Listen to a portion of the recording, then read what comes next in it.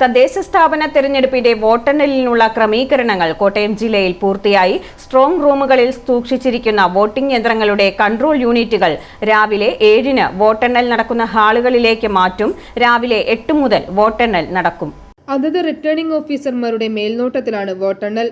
തപാൽ വോട്ടുകളാണ് ആദ്യം എണ്ണുക. ഇത് പൂർത്തിയായാലുടൻ യന്ത്രങ്ങളിലെ വോട്ടുകൾ എണ്ണിത്തുടങ്ങും. ഓരോ ബൂത്തിലെയും വോട്ടുകൾ എണ്ണിത്തീരുന്നതിനനുസരിച്ച് സംസ്ഥാന ഇലക്ഷൻ കമ്മീഷന്റെ ഔദ്യോഗിക വെബ്സൈറ്റിൽ അപ്ലോഡ് ചെയ്യും.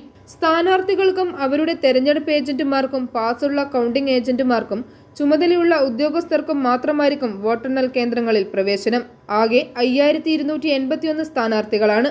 വൈക്കം ബ്ലോക്കിന്റെ Vaikom Satyagraha memorial, Sreenarayana higher secondary school Kaduthuruthy, saint Michael's higher secondary school Kaduthuruthy, Ettumanoor saint Aloysius higher secondary school Athirampuzha, Uzhavoor Devamatha college Kuravilangad, Lalam Carmel public school, Pala Erattupetta saint George college Aruvithura auditorium, Pampady technical high school Vellur, Pallam infant Jesus Bethany convent higher secondary school Manarcadu, Madappally SB higher secondary school Changanassery, Vazhoor saint John the Baptist parish hall Nedumkunnam, Kanjirappally saint Dominic higher secondary school Kanjirappally, Changanassery നഗരസഭയിലെ വോട്ടെണ്ണൽ നഗരസഭാ conference hall Changanassery, Kottayam Baker സ്മാരക girls high school Kottayam, Vaikom നഗരസഭാ council hall Vaikom, Pala നഗരസഭാ council hall Pala, Ettumanoor SFS public school Ettumanoor, Erattupetta Aruvithura സെന്റ് George college golden jubilee block എന്നിവിടങ്ങളിൽ വോട്ടെണ്ണൽ നടക്കും.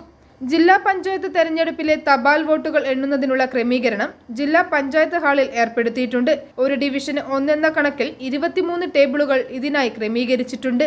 വോട്ടിംഗ് മെഷീനുകൾ പോലീസിന്റെ കനത്ത സുരക്ഷയിൽ സ്ട്രോങ് റൂമിൽ സൂക്ഷിച്ചിരിക്കുകയാണ്. i4 news, Ettumanoor.